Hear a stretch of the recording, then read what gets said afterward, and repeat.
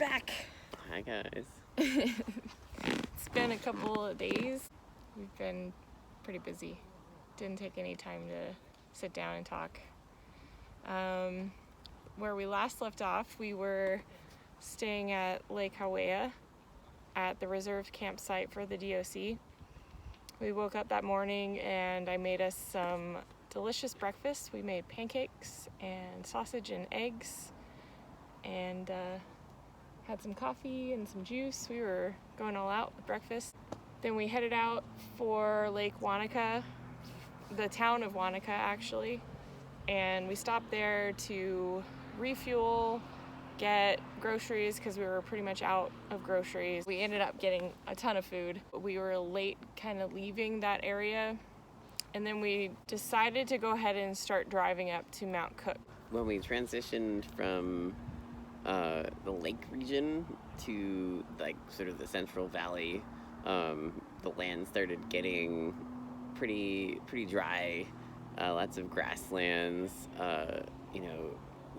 The road was mostly going through the valleys with some very stark mountains going up on either side. And at one point we went through a place called Lindis Pass, which had some sort of lackluster gold panning history. There's a few false starts, but I never actually found a large amount of gold there. And then we ended up at Lake Pukaki, which is adjacent to Mount Cook. And it is so beautiful and blue, turquoise waters. We stopped at the visitor center there to see if we can get more information on hikes, but there wasn't any information there. They had a little Maori tribute museum there, so that was kind of nice. We left from there to go find a hike called Kettle Hole Track, and it was right near the visitor center, right by the dam to Lake Pukaki, electric dam.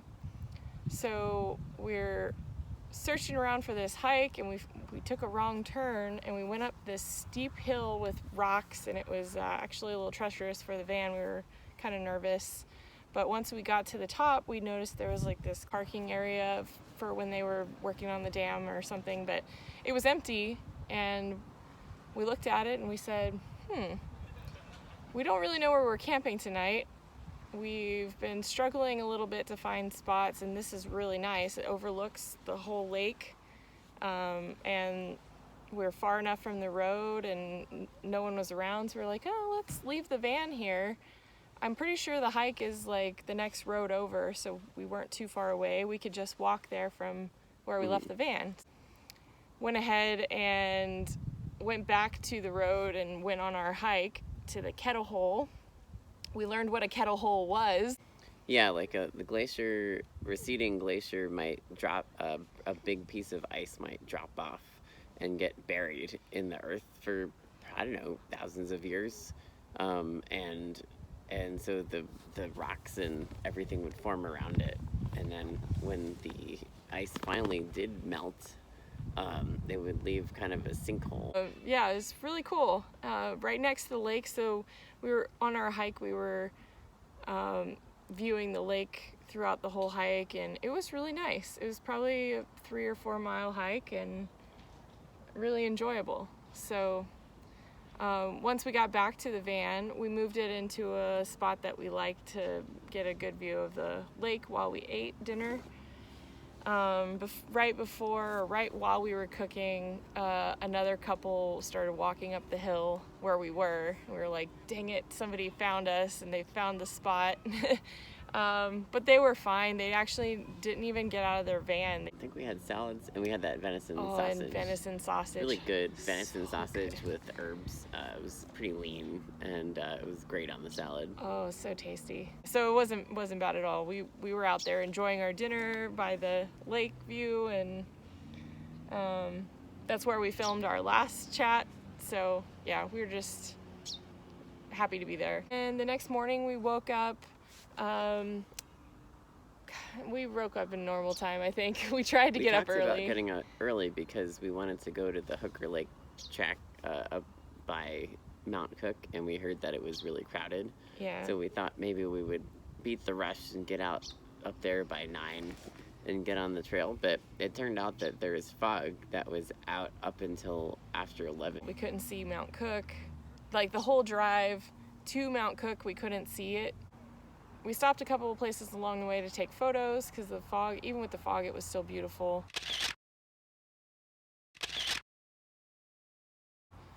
And we stopped at the public shelter in Mount Cook Village to check it out because we saw that there were showers. It was kind of dirty. Yeah, we weren't too impressed with Mount Yeah. Cook Village as a whole. It had a few motels and maybe one cafe. Yeah, but because we had originally planned to stay there for 2 to 3 nights, and do some hikes from there. So we kind of decided maybe we should move on after we do the hike. Right. So we went up to the Hooker Valley, where the only camping is for that area. I can't remember what it cost, maybe $15 a night, but there were no showers, just toilets up there. And it was really crowded. There's tons of people. Hooker Valley Track is a very popular route. It's about, 3 hours coming and going? That's what they say. Yeah. I think we probably did it in 2 hours. Yeah. But it's just a gravel trail with steps and bridges. There's no, it's very easy to walk. But it was probably the most scenic and beautiful of all the trails we've done here. Just dramatic changes in landscape from, how tall are those peaks? They're 3,700, or Mount Cook is 3,700 meters. And there were other mountains with glaciers on them as well. There's a whole range, and it was spectacular. The fog eventually lifted while we were hiking, so it was just really nice. We hiked all the way out to Hooker Lake, and why don't you talk about what we did after? So we got to Hooker Lake, and there's a bunch of people around taking pictures, and we had our lunch a little bit away from the crowd down by the lake shore. And we were honestly a little bit disappointed in that we couldn't see the glacier at all. The lake was just kind of brown with rock powder. It had a few pieces of ice floating, but we really wanted to get a little bit closer to the glacier and kind of away from the crowd. So I'm like, hey, Casey, let's go walk around, scramble around the lake shore on the rocks and see if we can get a view of the glacier. And we decided to do maybe an hour to see how far we could get. It looked like distances were deceiving. It looked like it might have been a few kilometers away. We weren't sure, so we thought, we'll go as far as we feel comfortable and see. So we started kind of clambering up the rocks, and we actually intercepted a bit of a trail, very not well formed, but clearly maybe 1 or 2 groups of people a day had gone on this trail, maybe less. It kind of, as we got further out, it got less and less formed to the point of we lost it completely at one point, and we were just climbing on the rocks. So we're on the marine boulders that had been pushed aside by the glacier when it had been further forward. And we're way up high off of the lake. We're not alongside the lake. We're on a cliff overlooking the lake. It was awesome.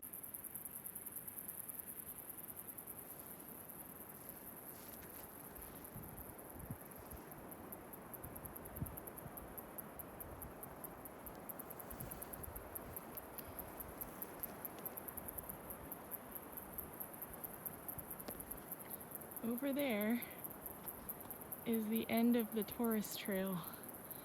We've hiked all the way over here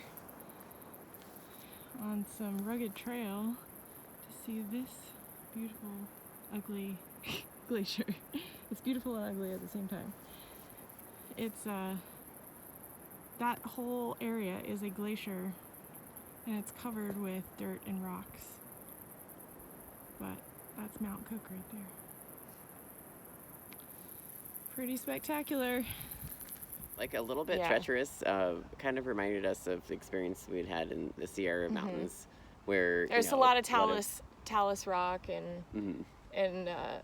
just, boulders that are kind of wobbly, so you have to be really careful with your ankles. And Mhm. You could get in trouble if Yeah. you didn't know what you were doing, but Yeah. we're pretty comfortable with this stuff, and it was so spectacular. fun. Yeah, we Just- love scrambling on rocks and Mhm. like climbing things, obviously. So we we really enjoyed that the most out of the whole hike, because when you're on just like a walking path and there are people in front of you and behind you, and like you're constantly around people, it's not really what you expect in a nature setting. So we like to get away and then do something a little more dangerous and a little more technical. So this was perfect. We didn't see any people after we were about 10 minutes down this trail. Yeah. And it was really fun. Mhm. We got some incredible views. Like the mountain juts up thousands and thousands of feet up on one Mhm. side, and we could see Mount Cook. And we came around the corner of the lake, and we saw the glacier. And we actually, after about an hour and a half or hour and 45 minutes, we were pretty close. Like to the point where we actually considered, could we get out and actually reach the top of the glacier? But we were sure that would have taken another hour and then an hour back, and we were getting low on water. Yeah. And so we decided to Really, that be was the safe main thing. and not go too far. But it would have been, had we been more prepared, it would have been so amazing to just go all the way out to the glacier. Yeah. That was the main thing that made us turn around, was we only had 1 liter of water per person with us, and we had hiked, the total for the day was 9.5 miles. So yeah, we just didn't bring enough water with us. We weren't expecting to do a lengthy hikes, because we only read, it was going to be a 3-hour thing and then we'd be done. But thankfully we found that trail. It was really fun. Mhm. It was nice to get away from people. It was way better views than we could have expected just from walking the trail itself. And we also saw on the other side of Hooker Lake, up on, like way up on the mountain, there was a tiny little orange tent somebody had. So they must have been doing some climbing out there, but that was really cool to see, like another person doing, Mhm. adventures off the beaten path. And It looked like a really intense. Really assuming intense. that they were active and hadn't just left the tent there. Oh, I doubt looked- it. Yeah, it looked like it was like very intense mountaineering with ice climbing, because Yeah. there's just slabs of ice up there, and it's pretty gnarly territory. Once we got back, we got out our table and chairs, and we had a nice IPA, double IPA, and sat by the van and drank and snacked a bunch, because we were starving after that grueling hike. And then we hit the road, and we're looking for another place to camp. We also were really in need of showers, because we hadn't showered for about 4 days. So we were like, well, let's go to Lake Tekapo, because that's where we were planning to go eventually. And we didn't really like the showers at Mount Cook.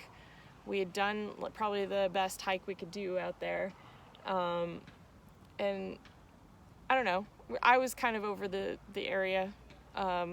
We maybe could have stayed and done one more hike, but I was glad to be getting a shower. So we came down to Tekapo, where there is exactly one holiday park here, and it's quite an enormous park. They have a place for everybody. They have motel, they've got private lodges, they've got kind of area for people to put up tents or to like use community kitchens and stuff. And then they have powered and unpowered sites for vans and RVs. So we got an unpowered site. We took advantage of using the showers. The showers were included, but they're like a 6-minute timer. And then it's 3 minutes in between that you can't use it. So like when we first got here, we just both kind of waited the 3 minutes and then started the shower again, because we were extra dirty and we really wanted a lengthy shower. What did we have for dinner? Oh yeah, we went into town, Tekapo. Blue Lagoon, No, it was Blue Lake. Blue Lake restaurant, which was Mhm. kind of gourmet style, like really nice plating with sauces splashed on It there. was attached to a brewery Yeah. as well.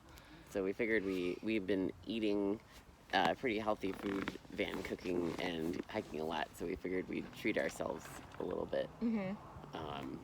And so Casey got this lamb, like a lamb Shoulder pulled lamb shoulder thing with ratatouille and a like a kind of cake crust, thyme crust on top. It was so incredible. And I got salmon, and black rice. Yeah, and it was very good. Yeah. And I got jealous, so I got ratatouille as well because I wanted the same side. And we both had beers, and we had this delicious chocolate dulce de leche dessert. It had a shortbread cookie with chocolate mousse and dulce de leche and some ice cream. So we really treated ourselves yesterday after our long hike. That was pretty much it, and we just went to bed. We've just been chilling at the beach all day today. Yeah, let's show them. That's the water. This is Tekapo. Yep. We decided to take it easy and hang out, have some lunch in town, and just enjoy the scenery. Mm-hmm. All right. Signing off for now. We'll talk to you soon. Ciao.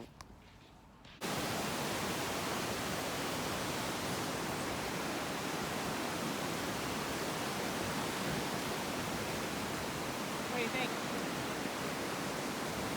Fantastic.